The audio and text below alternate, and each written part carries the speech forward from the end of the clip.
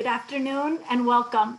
So wonderful to have you here today, and thank you all for joining us. I'm Mylene Dorian, the Associate Dean for Public Health Practice, as well as Equity, Diversity, and Inclusion at the UCLA Fielding School of Public Health, but I've also been a proud school principal for 10 years. I'm so excited to kick off our 9th webinar in our series titled Principal Practices for Safe Schools. This will be our last webinar for this academic year, but we're already busy at work organizing webinars and workshops for the summer in order to meet your expressed needs and planning for the fall. So today, please use that Q&A button not only to ask questions for the panelists, but to jot down your ideas for further programming that we can help facilitate as we all begin charting our vision for the fall. Please allow me a moment to thank our collaborating partners, the UCLA School of Education and Information Studies, the California Safe Schools for All team, the California Department of Education, the Association of California School Administrators, and our California Connected Consortium, consisting of the California Department of Public Health and our academic partner, UC San Francisco.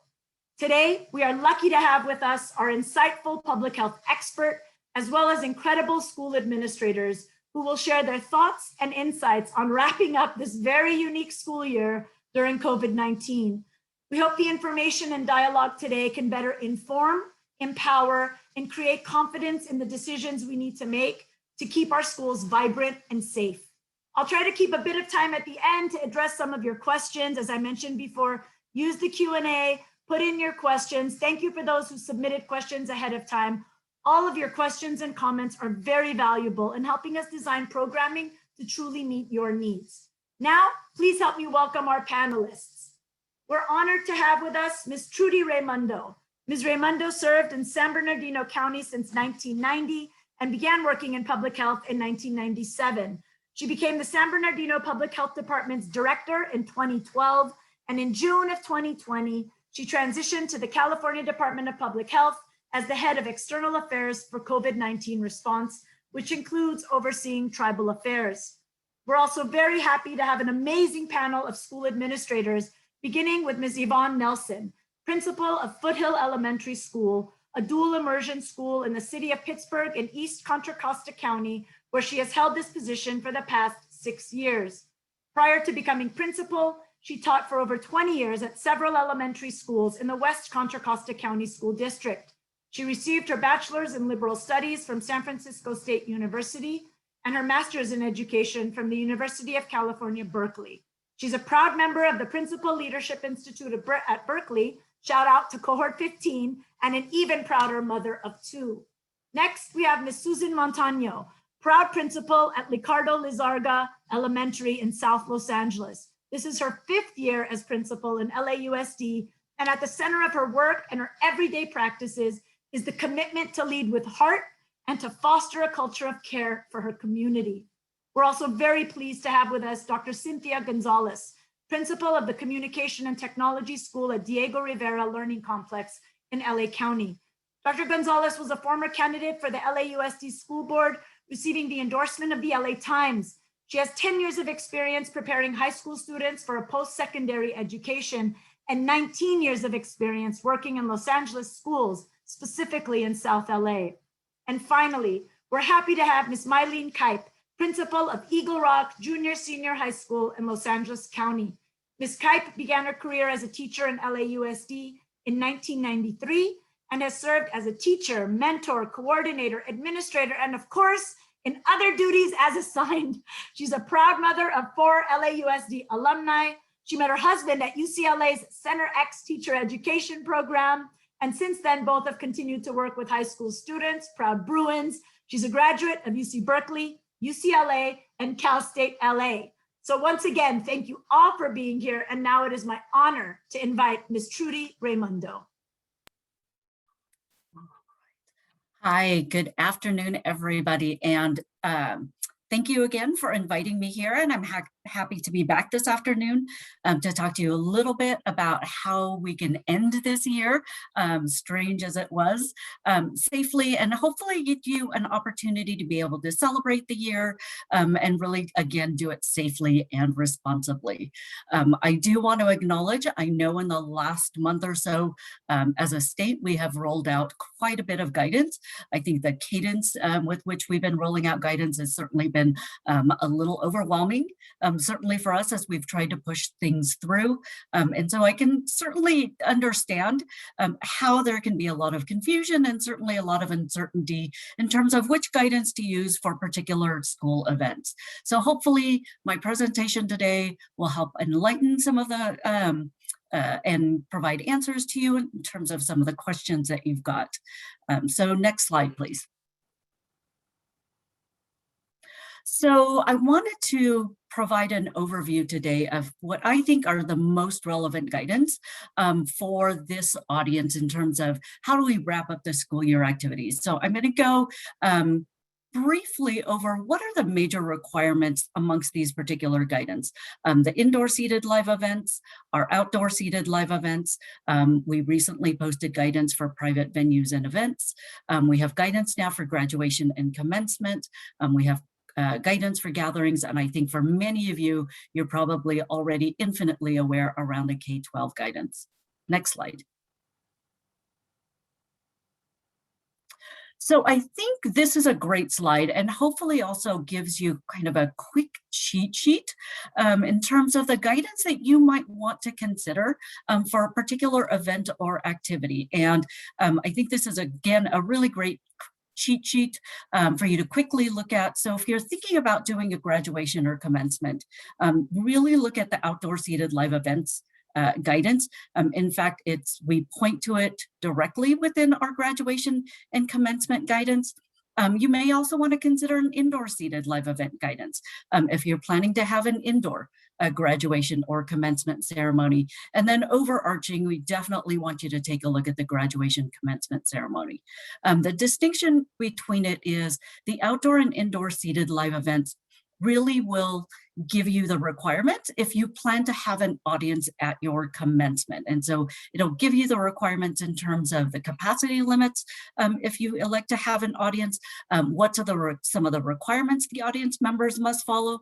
But if you elect not to have an audience for your graduation commencement, we have some really great alternatives in our graduation and commencement ceremony guidance that you can think about, whether it's for drive-through events and things like that, but also some really great ideas around how to just continue to practice some healthy hygiene and disinfection practices. For grad night, I think this is probably really important for many of our graduating students. I'll talk a little bit about private venues and events and how you can use that particular guidance for your grad night activities. Prom is certainly something that has come up quite a bit of late. And so there are two areas that you can use. You can think about using a private venue and event guidance. There are some requirements around that I'll point out later. Or you can use a gathering guidance, which gives you a little more flexibility. Granted, it doesn't give you the level of capacity I think that the private venue and event guidance does. But I can talk a little bit about why we allow for a little more capacity within the private venues and events, and why we limit a lot of the capacity within the gathering guidance. For award ceremonies, I know this is also really important as we approach the end of the year. Again, there's, I think, 3 guidance that you can think about using, whether it's as a private venue or event, or if you really want to do it as kind of a performance where you've got a stage set up and you've got performers, you can use either the outdoor or indoor seated live events. For academic testing, and this would apply to any kind of off-campus AP testing that you might have for your students, I would refer you back to the K-12 guidance for all of those things. The other thing that I want folks to be mindful of, and this is something that, can continue to occur now. You didn't have to wait until the end of the year, but our outdoor and indoor seated live events guidance, I think for many of you, you probably are already aware that that is guidance that you can use for sports related activities. So what it does now is allows for audiences during competitions. But if you think about it, then you can also use it if you want to have a theatrical performance, or if you want to have a band performance or a choir performance. You can use the outdoor and indoor seated live events guidance as well. And then I know field trips has been at the top of folks' mind as well. There are certain things that you want to be mindful of within the CDE transportation guidance. At the very end of this presentation, we've got a really great checklist for folks if you're thinking about doing a field trip. And then if you're thinking about doing a field trip to another venue, let's say if you're thinking about going to Disneyland, or you're thinking about going to host it in a restaurant, things like that. The other thing that I want you to be mindful of is that those other industries have guidance as well. And so those are guidance that they also have to follow in terms of their own capacity limits, how they sell tickets, what kind of dining they can allow while they're hosting you during your field trip. So again, really want to make sure you're aware, as you go out into the field trips and visit other venues, those venues probably also have industry guidance that goes along with them. Next slide. So this is a kind of quick cheat sheet to help you kind of also determine what guidance you may want to think about. And hopefully this is, a really easy way of determining, do I want private events or do I want gatherings? So, think about it from the perspective of, are you going to have seating and assigned seating? And this is a really important question, actually, because this idea of assigned seating is one of the requirements when we talk about outdoor indoor events as well as private events and venues. And you're probably wondering why assigned seating is really important, especially for those particular guidance. The reason we very clearly indicate that, but then also allow for a little more flexibility in terms of capacity is the idea behind it is with assigned seating or a seating chart, folks will go to their assigned seating, go to the respective table, and it's really about just being able to control a level of mingling and mixing when you have an assigned seat. We use the outdoor and indoor live event, especially for graduation. It's really great for graduations, or even some of those other theatrical performances, sports events, because the idea is you go to your assigned seat, you're there for the majority of the performance, you watch the performance, and then you leave. And for us, that is an important part of being able to control mixing, and it's also a really great mitigation measure. If you're not going to have assigned seating, then absolutely you're free to use the gathering guidance. Are you going to have a predetermined attendee list? Again, a requirement for the outdoor and indoor as well as the private events. If you're not, then you are certainly free to use the gathering guidance as well. And then whether or not your event is going to be indoor and outdoor. And I think this is a great time for me to continue to emphasize outdoor is always going to be safer. So what you will notice in all of the guidance, definitely the difference in terms of capacity when we do outdoor and indoor is that outdoor always allows for greater capacity flexibility because we know it's a much safer environment than indoor settings. So, again, you can use either outdoor or indoor. The private events and even the gathering guidance has distinctions and different capacity limits in terms of whether or not you're going to be doing it in an outdoor setting or an indoor setting. But again, I cannot emphasize enough, outdoor is always going to be safer. Next slide. So the next couple of slides, I really just want to highlight what I think are probably the most important requirements to highlight within each of these respective guidance documents. So for an outdoor seated live event, and you're going to see much of the same things within the indoor seated live events. Again, the idea is that attendees should be seated. We really want to minimize the mingling, the risk of mixing and uncontrolled mixing and things like that. There has to be advanced registration so that you're aware of who's going to be showing up at your door, but you're also aware then that, you're not going to be exceeding capacity limits. So we definitely encourage the idea of advanced registration. And there are certainly maximum capacity limits based on our blueprint tier. So whether or not your school is in a county that's in purple, red, orange, or yellow, please be cognizant that we still maintain certain capacity levels within each of the blueprint tiers.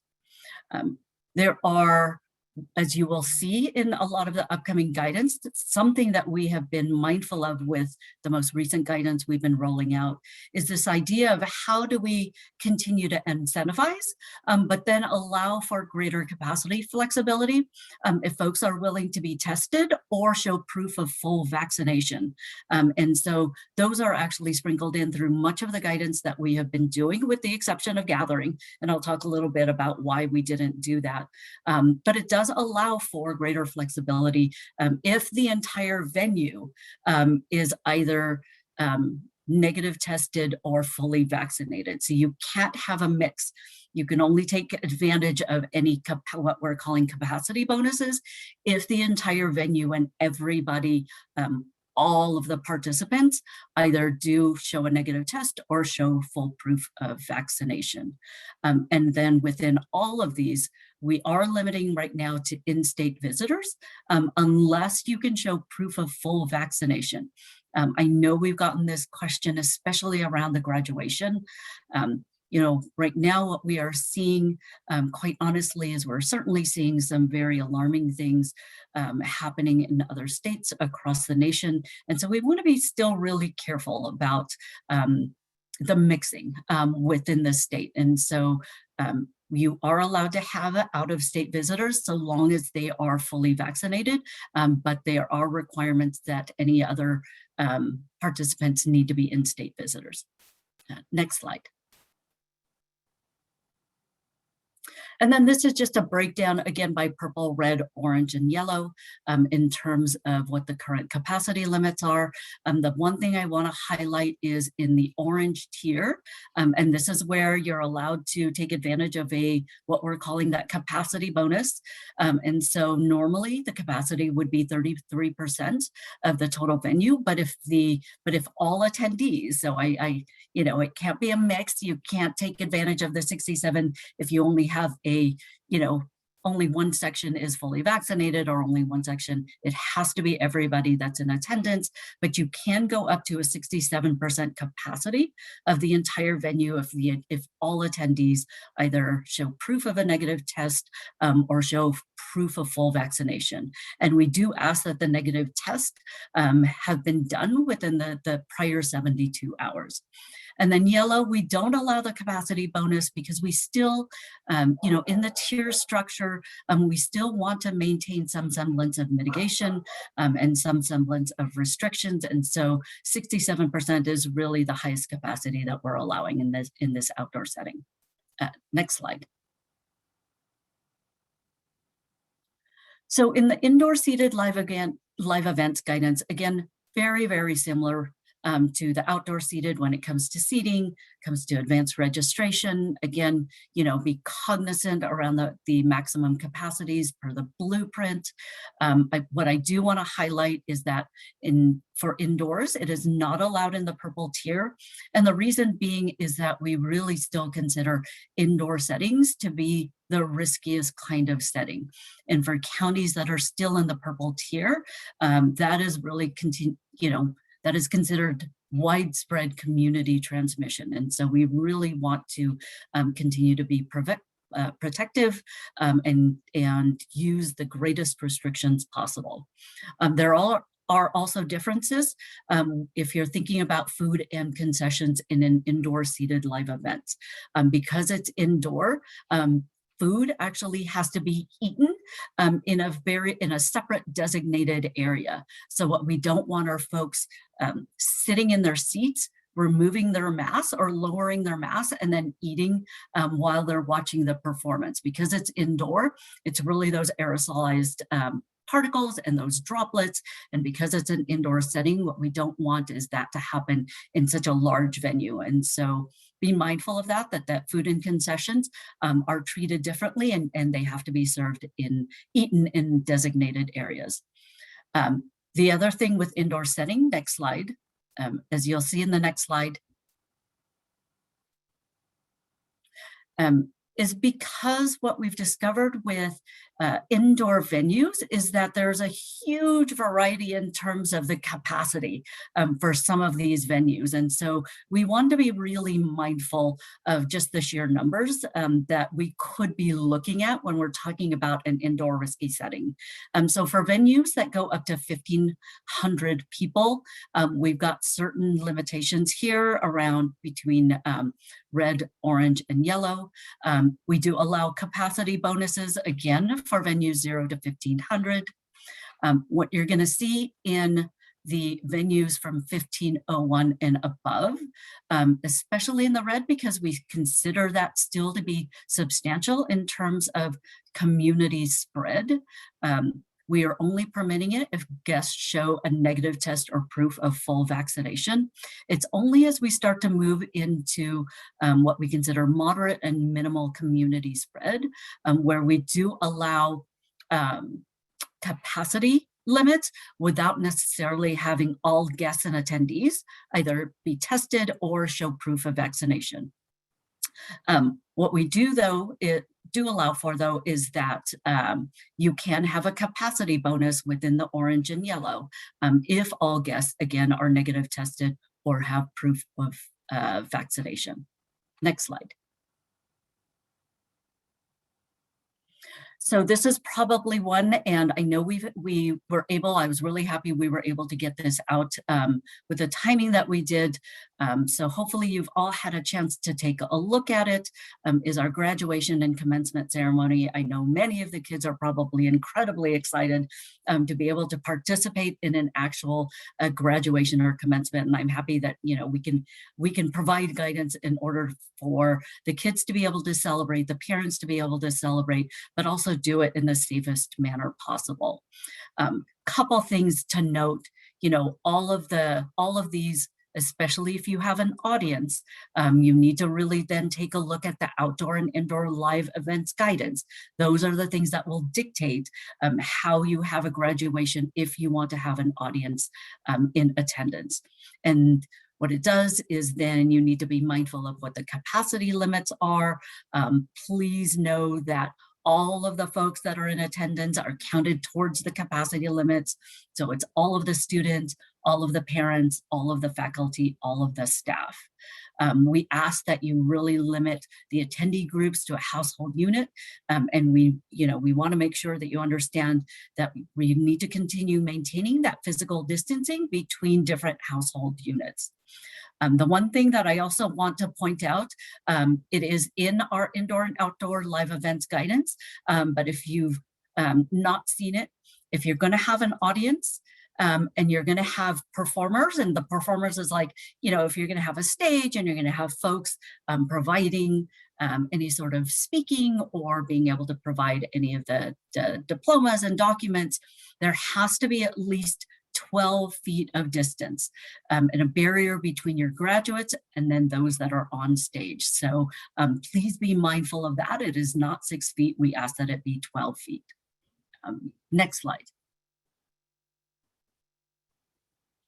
So for private venues and events, I think this one is probably going to be exciting for many folks. You know, we got a lot of questions, and I was really happy to be able to put this guidance out because I got a lot of questions around proms. I know proms are really important for many of our kids. And so this is absolutely a guidance that you can use for proms. I do want to highlight that there are a couple of things that you really should be mindful of when we're thinking about using this particular guidance for your proms. Number one, and the reason behind, I think it'd be important for me to just highlight why we put in some of the requirements around these private venues and events guidance is really around kind of the environment itself, and we understand that for private venues and events and the kinds of events that it may include, which includes proms. We are allowing like wedding receptions to be able to use this guidance, those kinds of things. Just this sheer celebratory nature. Even though there's assigned seating, oftentimes you will still have some semblance of mingling and mixing. I am happy to say that even though it is silent in the guidance, we do allow for dancing. Using the private venues and events guidance, dancing is permitted. We certainly didn't want to be kind of the footloose police around those, but be mindful to continue to use, all of those mitigation measures. So as much as possible, continue to do it with physical distancing, wearing of masks. Masks are absolutely mandatory in using this particular guidance. Always, if you're going to set up a dance floor, outdoor is always safer than indoor. And if you're using it to hold kind of large dance parties, I do have to say that we certainly discourage that, because the idea is that there's a semblance of assigned seating. So there's still that semblance of being able to control some of the mixing amongst the guests. You need to have a predetermined guest list when you do it. If you're going to have any sort of performance during your private event, whether it's a band or something else, you do need to follow the indoor and outdoor seated live events. We've got some really great recommendations, but also a couple of requirements in terms of how the performers should be treated. And, again, the part that I want to emphasize within the indoor and outdoor seated live events, if you're going to have performances using the private venue guidance, is there has to be that 12 feet between the audience and the performers. And again, there's capacity limits built into it. Next slide.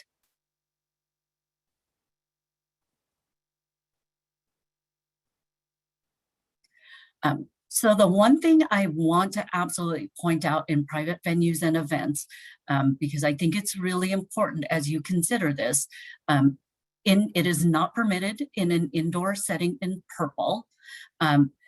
And in red, orange, and yellow, and again, we did this because of the idea that there is additional risks around, even though there's assigned seating, there's still, we're still looking at some additional risks because of the nature. And so if you're going to use this particular guidance, all of the attendees have to be either negative tested or show proof of full vaccination. And you can kind of tell in terms of where we're really seeing the list, because certainly the numbers are much smaller than what you would normally think about, certainly in our outdoor and indoor seated live performance. Again, it's because of the nature of the particular event and the activities that we know are probably going to be happening. Next slide. And so this is another guidance. This is really, our gathering guidance is probably the broadest guidance. It allows for the greatest flexibility. It does still have some requirements around it, around 6 feet between different households. It does require the face masks. It does require that they be 2 hours or less. We ask that you keep them short in duration, and there are still capacity limits depending on the tier that you're in. But given, depending on whether or not you can meet some of the other requirements for the private events or some of the other things, you may want to then look at the gathering guidance as your alternative to being able to host some of these gatherings, whether it's a grad night, whether it's a school field day, whether it's a prom, or whether or not you want to have kind of an off-campus party. Gathering guidance is probably the way to go. One of the distinctions between the gathering guidance and the private events guidance is within the gathering guidance, there's an assumption that not all attendees are vaccinated. And so we make no assumptions about that. We don't ask, as you can see, we don't include or provide for any sort of kind of capacity bonuses around it, because we're assuming it's a mixed group. And so that's, I think, one of the biggest differences. It also doesn't require the predetermined guest list, and also doesn't require the assigned seating that the private event and venue guidance requires. Next slide. And so again, here are some of the capacity limits. As you can see, it is much more limited in terms of what it allows for both outdoor and indoor capacities. No indoor is allowed while a county is in the purple tier, again, because still considered to be widespread community transmission. And then again, you know, the reason we're continuing to have, you know, those limitations in terms of the numbers is because there aren't many restrictions or those mitigation measures that are required. And so why, you know, we're balancing it with then much smaller numbers. Next slide. So really, in summary, you know, it's really about what requirements can your school currently meet? You know, think about it from the perspective of, can you hold an event where all of the attendees can be negative tested or show proof of vaccination? Can you hold an event where you can assign seating? I think oftentimes with a prom, it's maybe not natural to do assigned seating, but given that with private events and venues, you're going to have a predetermined guest list, you might think about just assigning seating and having a seating chart, and so that you can meet some of those requirements for private events and venues. Are you going to do it outdoors or indoors? I'm always going to emphasize outdoors is safer. Anything that you can hold outdoors, we give you much greater capacity limits. We give you a lot more flexibility. Outdoors is always going to be safer. And then whether or not, you know, you're going to be selling tickets or have advanced registration for all of your attendees. Next slide. So I think that is the end of my presentation. And so I will turn it over to Dr. Dorian again. Thank you so much, Ms. Raymundo, for all of this information. The Q&A was just flooded with everything, and I want to thank the UCLA team for quickly trying to respond to all of them, with the biggest question being, will the PowerPoint slides be available? And yes, they will. We'll send it out to everybody who is registered, but also this webinar is being recorded and it'll be placed on the Safe Schools for All website, the hub, which is schools.covid19.ca.gov. We'll put that in the chat as well, just so you know.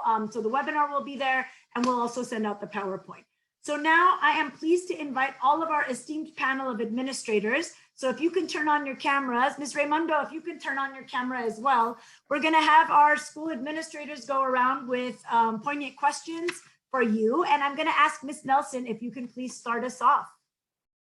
Sure. Good afternoon, Ms. Raymundo.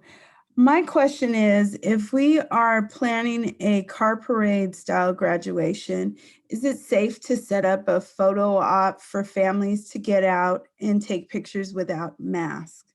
If so, what are some of the guidelines that I should put in place? I still encourage everybody, even if you are doing a parade, when you leave your car, you should put your mask back on, just because of the environment that you're coming into. You may be encountering others, you know, near the photo booth and things like that. So you should keep that mask on, put that mask back on when you leave your car. Certainly if you're with your household in the car, not necessary to do so, but when you leave that car, you should have your mask on. Wonderful, thank you so much. We get a lot of questions about masks, and so thank you, Ms. Raymundo, for that. Ms. I believe it's Ms. Montano. Did you have a question? Yes, hi. So we're following CDC guidelines, and Los Angeles Unified also provided an IOC for us to follow late April. So for our commencement in June. So I was wondering what possible changes, adaptations should I anticipate as I start preparing meetings for parents, and then possibly moving tiers in the next month? So are we talking about in terms of if Los Angeles County moves to a different tier. I think they're in the yellow now, though. So That's right. so exactly. So I As saw of that this recently. morning, So they are in the I mean, they yellow. are in the lowest tier. So there's really nowhere, nothing less restrictive for them. So I think what guidance you got for certainly the state, because I'm assuming LA County is mirroring what the state has put out in terms of commencement and things like that. So yeah, there really is, I think you guys are in a really great position. You're in the least restrictive tier. And so you can take advantage of all of the really great capacity, flexibility that you've got being in the yellow tier. That's great, Ms. Raymundo. Thank you. Yeah, and we are excited that today we moved into the yellow tier in LA County. So it's exciting. Dr. Gonzalez, I believe you had a question. Yes. Hey, everybody. So since the CDC has made changes to mask wearing guidelines for those that are vaccinated, what are the possibilities of having events where we have vaccinated only sections for those individuals or families who have vaccination proof? So following along the recent changes to the CDC guidance, I don't know if you're all aware, but earlier this week, we actually posted updated CDPH guidance around masking, as well as CDPH guidance for fully vaccinated persons. And if you haven't seen that, we'll include the links in the chat, but all of it does align now with all of those new CDC recommendations around masking and fully vaccinated persons. The one thing I do want to say, though, is that, for many of our masking and even the CDC masking and fully vaccinated, much of it really revolves around kind of private households.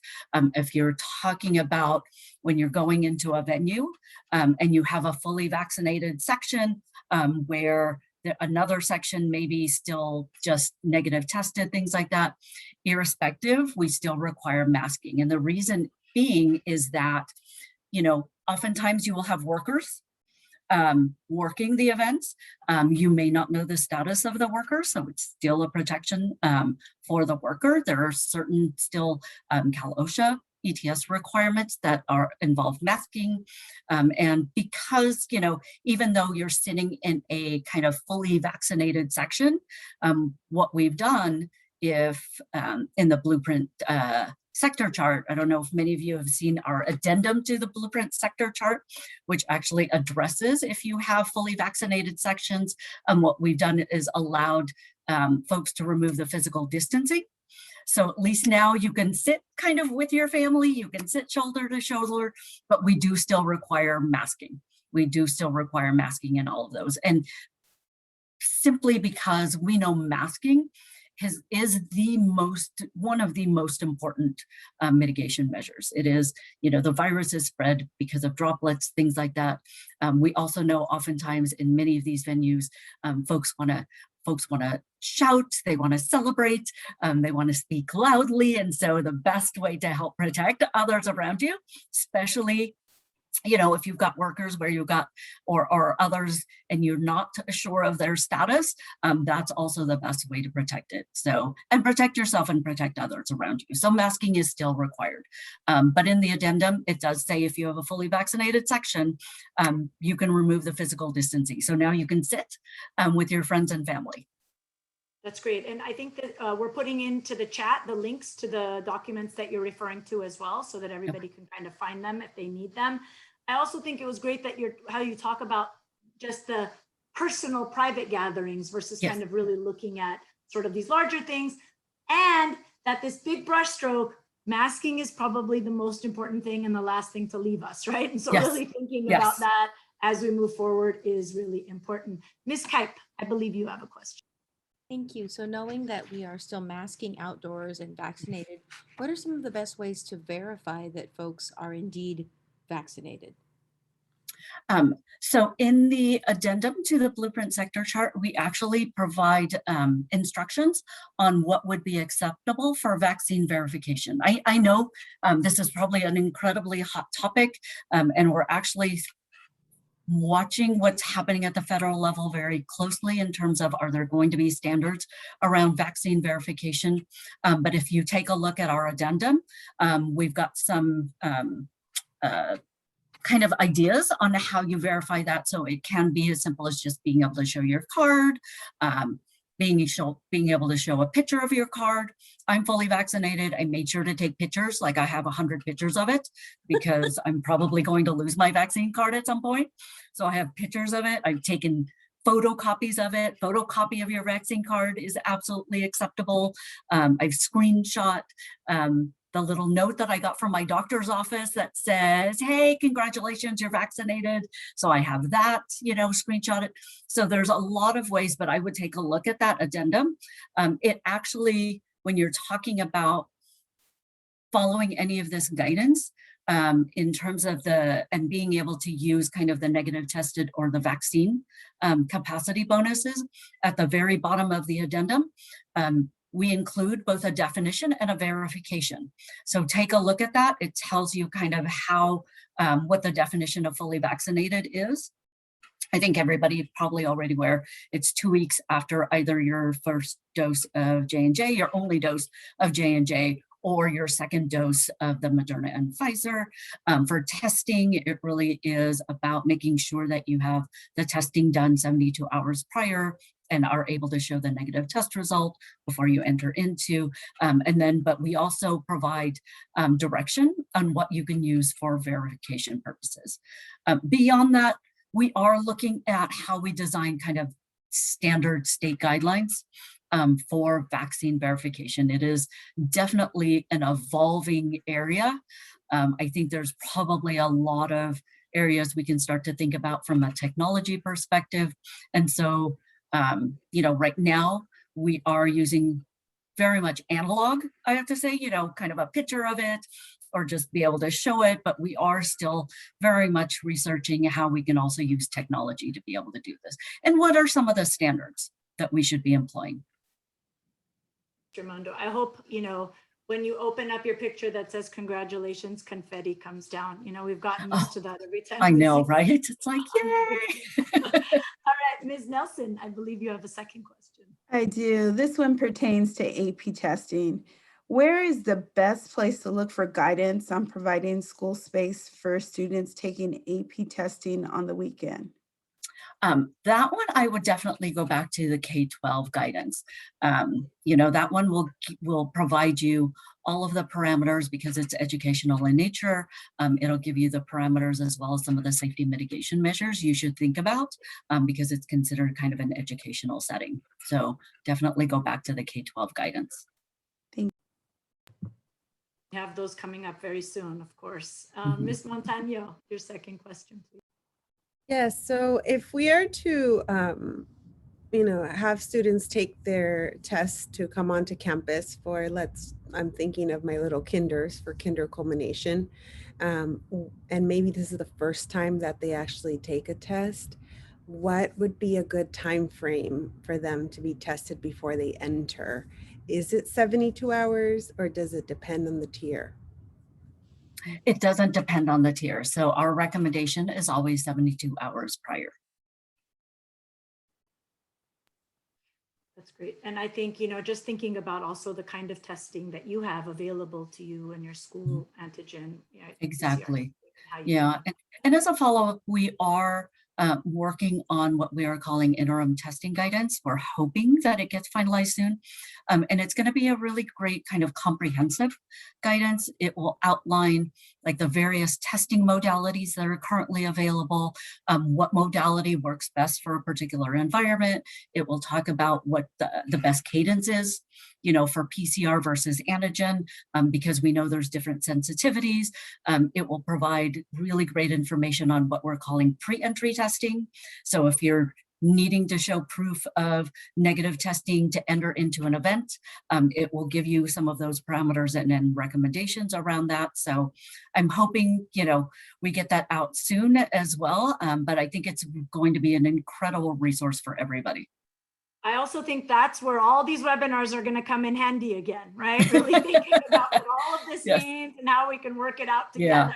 Yeah. And one of the things that we try to do with this is, I think what we're learning is when we create all of these separate documents, it's hard to track, which one is you. So this one is really intended to be a consolidation of a variety of testing documents kind of all in one place. So defines the modalities, provides cadence recommendations, and then if you're needing to show testing for pre-entry and specific situations, these are the kinds of things you should think about.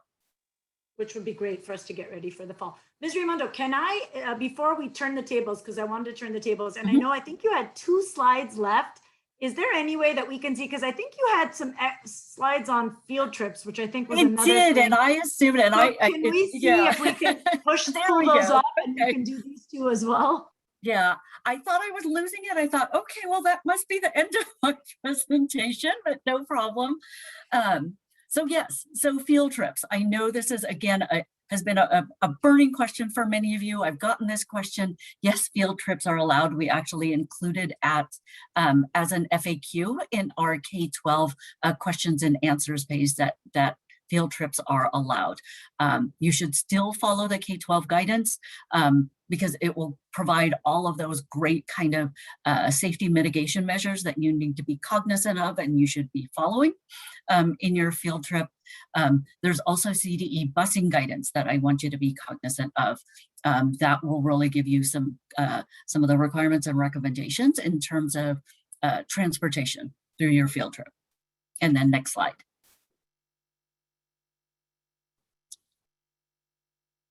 And then this is our field trip checklist. And this is the one that I had talked about earlier. I think this is a really great checklist. Print it as you go out. It's something to be mindful of as you think about it. Make sure that there's always 6 feet of distancing as you're lining up to get on or off the bus. Do what you can to really limit interactions with others, in the general public, depending on where you go. Really kind of keep your stable group, together as much as possible. If you can choose an outdoor setting versus an indoor setting, I would always encourage you to choose an outdoor setting first. Think about reminding attendees, they really should think about bringing their own lunches so that you're not struggling with, or putting together or risking, kind of the spread of the virus. Always remind your attendees to bring their own lunches. Do a symptom check before you head out. That's always really important, just to make sure that there isn't somebody that may be attending that actually may be symptomatic.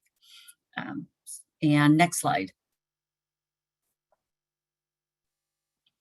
And so, again, in summary, couple of things that you want to think about as we start to close out the year. Again, know what criteria your school is going to be able to meet, whether it's the seating, the registration, whether or not you can do testing or vaccine verification at the door. Have a really strong communication plan. Make sure that you are communicating to all of your students, all of their family, all of your faculty, kind of what's expected, whether or not, no, you had to have been on this guest list, before, and that you're not allowed to just kind of show up at the door. You had to have pre-registered. Make sure you're communicating. If they're going to be required to be negative tested or show proof of vaccination. I think that the earlier you can communicate any expectations and requirements, I think the less that you may have some disappointed students and families. I will always encourage the use of negative tests or making sure that if your kids are eligible, make sure they're getting vaccinated. And then face coverings. Face coverings are required in all of these events and venues. Again, it is one of the most important mitigation measures, I think, along with testing and certainly vaccination. It's kind of number 1, number 2, and number 3. Testing, vaccination, and face coverings. Those are the 3 really important things and things to think about as you start to think about how to celebrate the end of the year. And I think, is there a last slide? Nope. All right. Perfect. Thank you so much for doing that. Can I have my heroes back on? School administrators. All right. Thank you for coming back on. Thank you, Ms. Raymundo.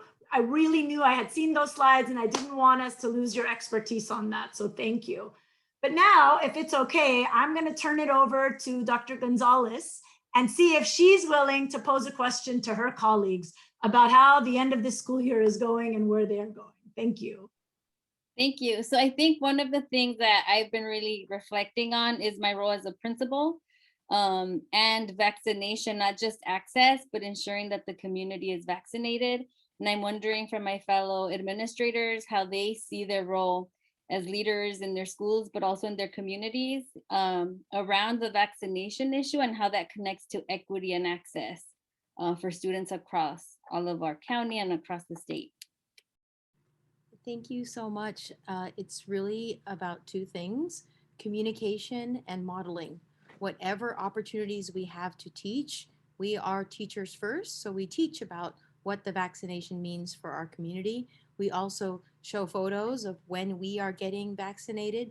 I have a mascot costume in my office and I bring it with me and I put it on so that our mascot is also getting vaccinated. So it brings levity and also seriousness at the same time, because again, we are the first teachers. They trust us, so we must continue to share the message of science and community health. I'm wondering for Dr. Gonzalez, I know you're a great community activist and voice. What are you noticing about best practices? Well, I think for me, I started on my own coordinating with the county, and I managed to get a vaccination clinic for my school. We had about 1,000 Pfizer vaccines, and we noticed that we had to cut those in half dramatically because there are a lot of myths about the vaccine. And I think my next phase of worry, aside from graduation and how we close the year, is how do I make sure that most of the families and kids feel and are safe to come back fully in the fall. And that's a big concern because there are a lot of myths in my community around the vaccine. And so parents were telling their 16-year-olds not to take it. So there's a lot of work ahead of us. And I wonder how many principals are going to take on the messaging responsibility in all of their communities to really educate and inform our families the truth about the vaccine and how that can get us all back to a sense of normalcy quicker. I think, which is really important for both of you, just the leadership in all of this. And I thank you, by the way, from the bottom of my heart, because I know how hard this is. And I know it's how many sleepless nights you've had on every single one of these issues moving forward.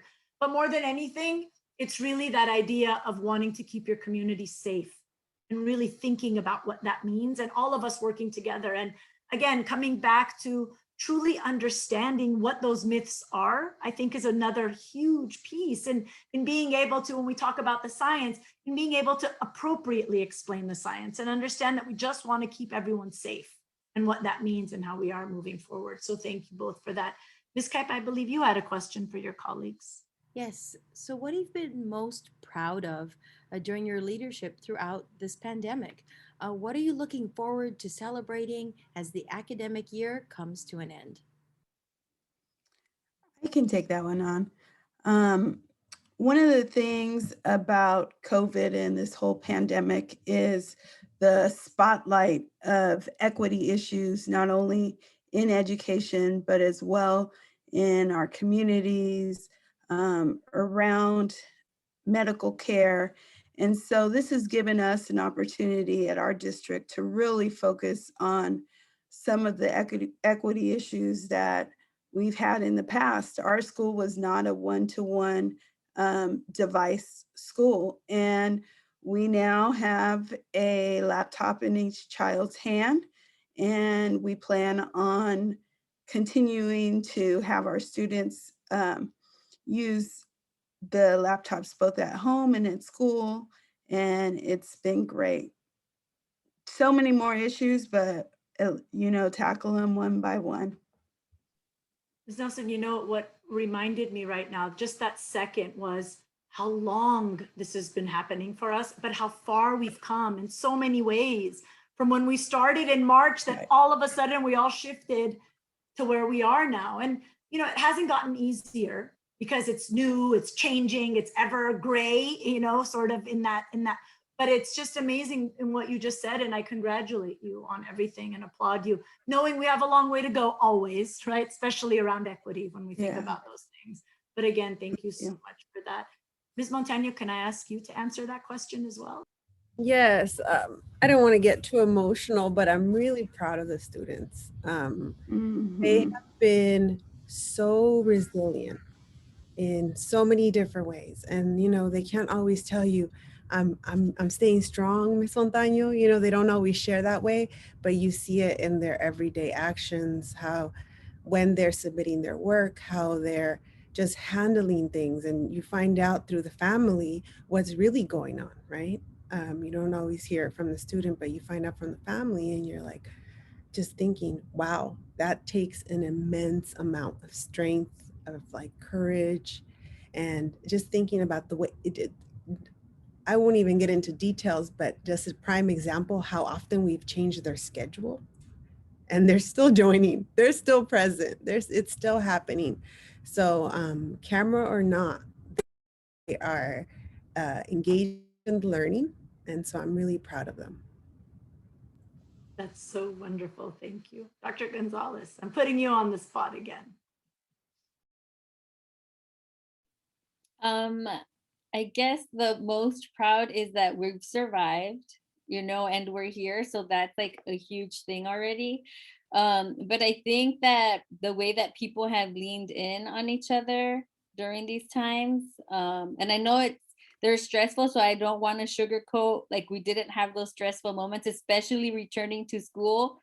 The fearometer was high, you know, and we felt it, I'm sure as school leaders, we felt the heat coming in. But once the students were back on campus, it's like the hugs and the love, actually not the hugs, the social distance hugs, air hugs, but the love and just that whole fear dissipated. And I think a lot of it was stick to the guidelines, follow the guidelines, wear your mask. That was my mantra, you know, coming back is if we wear our mask, we sanitize 6 feet apart, just do that. And we could enjoy being around each other again and seeing our students in person, even if it is still online, just they're still coming, you know, and they're showing up. We thought that after the first day, our students would say, we'd rather stay home, but they kept coming. So I think for me, it's just like the resilience of humanity, of humans engaged in a pandemic, and what is possible and what more we can do when this pandemic is over, if we've done so much in such a short amount of time. Absolutely. And Ms. Keipp, we're going to turn it on you. Your question, back on you. So the greatest success for me has really been embracing this word of humankind, and that we need to be both, that we love each other and we remember to take care of ourselves so that we can take care of others. Sometimes the principalship, our shoulders get so heavy, and one of the tricks of keeping space between your ear and your shoulders really makes a difference, because we're walking around with the weight of everybody, and the most important weight is ourselves. And so thank you to all of the principals out there, our assistant principals who make us look great, our teachers, our families, our communities, and partners like UCLA. Thank you so much for letting us have our voice here, for teaching us so that we can provide the safest environments we can for our community. And again, to be humankind, do both. I mean, I will start crying. For those of you who know me know that I will start crying. And I am, again, in awe of all the work that we've all done together. But coming back to that idea of really remembering that how much as an administrator we do take on, but how much our team does. You know, I always say it doesn't matter. I can be the principal, but if my teachers, my staff, my students, my parents, my community, if we're not all in this together, there is no strength in everything that we do. And that love is super important. And I agree, Dr. Gonzalez, that fear was so high, but all of a sudden when we came that first day, I was like, this feels natural in a very unnatural kind of place, right? Or way. And I think for everybody, and everyone has done so much, especially our students. Our students they give us hope every day. They give us love every day. They give us that, the coming back to remember what our mission is and why we took this on and that life of purpose. So again, I'm super grateful for all of you and for all the work that you've done. We will have a lot more work to do. So coming back to the sugar-coated piece of it, we'll start planning for what fall looks like, and hopefully, again, do our very best with love and just humility, I think, through this entire process. So again, thank you all for being here today. Thank you to our esteemed panelists for their wisdom, their insight. As I mentioned at the beginning of the hour, this is our last webinar for this academic year, but keep your eyes out. We're planning workshops, webinars in the summer to help you navigate your biggest concerns for the upcoming academic year. So let us know what those are so we can make sure that all of these forums and dialogue truly meets your need. Remember, all of these prior webinars are archived, loaded up on the Safe Schools for All website, schools.covid19.ca.gov under the Virtual Training Academy tab. We also have a risk communication training coming up through AXA. So anyone who is a member there on May 22nd, look out for the registration information. Again, thank you all for being here. Thank you for learning and growing with us. Good luck with your end of year activities, and we look forward to seeing you all very soon. Have a great evening. Bye-bye.